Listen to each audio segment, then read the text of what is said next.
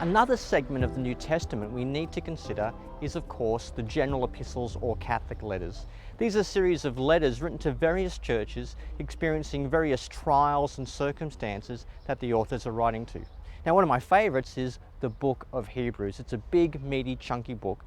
When it comes to the authorship of Hebrews, some of you may be wondering if Paul wrote it, but probably the only thing we could say for certain about the authorship of Hebrews is that Paul very probably did not write it.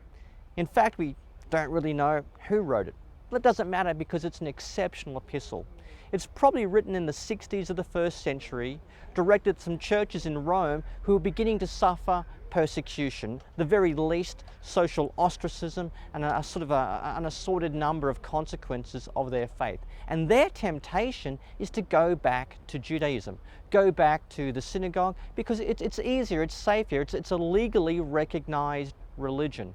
But the author says you can't do that, because in Jesus you have everything that the Jewish faith treasures. You have everything that the Old Testament story was pointing towards. You have a better priesthood. You have a better sacrifice. You have a better covenant. In other words, we could sum up the book of Hebrews by saying Jesus is better. Among the Catholic letters, we also have two epistles by relatives of Jesus, that being James and Jude. Now, the Epistle of James appears to be a sermon of some sort written up in the mode of a letter. And it's a series of exhortations to a group of Christians living in some rural environs, somewhere like Galilee or maybe Syria. James is filled with a number of exhortations about the importance of good deeds, prayer, steadfastness, looking after the poor and the vulnerable in their own congregation.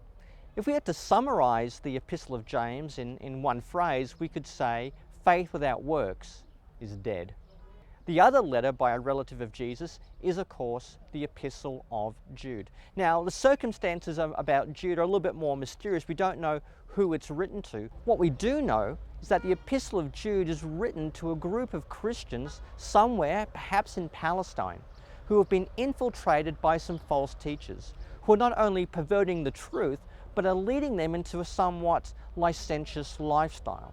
And Jude exhorts them not to go that way, to keep hold and remain steadfast in the faith that they've received. And he says that these intruders who have come in, they're kind of like villains from the Old Testament. They're like the sons of Korah, or Sodom and Gomorrah, or like the wicked angels. Their only destiny is going to be judgment. A good one-line summary of the Epistle of Jude would be, watch out who you let in. Also amongst the Catholic letters are two letters attributed to Peter.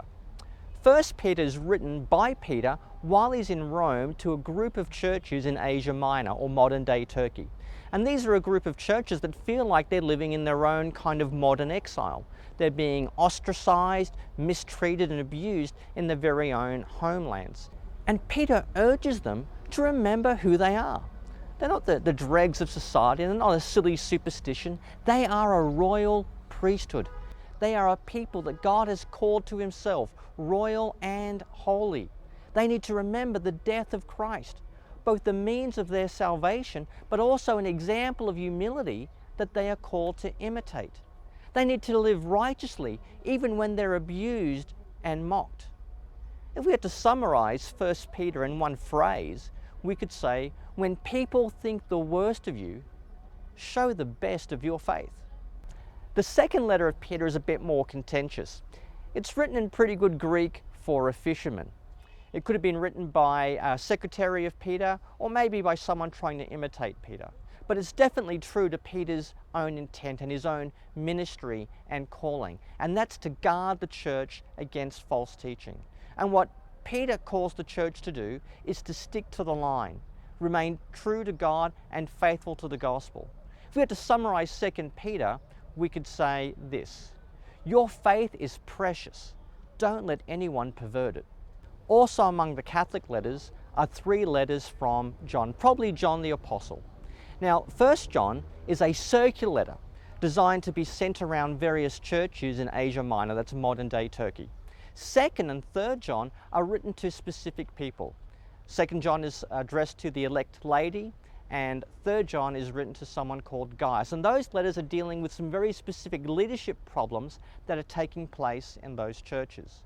But if we take the three letters together, they've got some wonderful themes about the importance of love, love of God, love for others, themes of holding to the truth. If we wanted to sum up the Johannine letters, the letters of John, we could say, keep the testimony of Jesus and remain true to the love of God.